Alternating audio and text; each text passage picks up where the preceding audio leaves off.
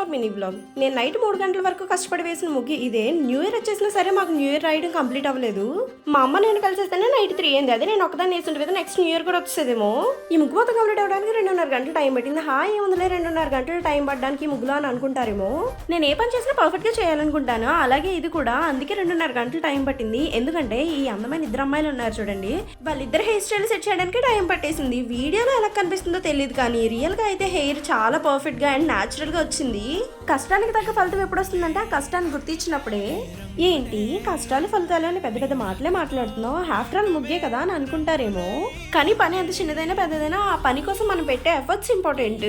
Health బాగోకపోయినా ముగ్గు పెట్టాము. ముగ్గు చూడడానికి వచ్చిన వాళ్ళు అందరూ మీ ముగ్గు చాలా బాగుంది, ఈ ఇయర్ మీ ముగ్గే హైలైట్ అని చెప్పారు.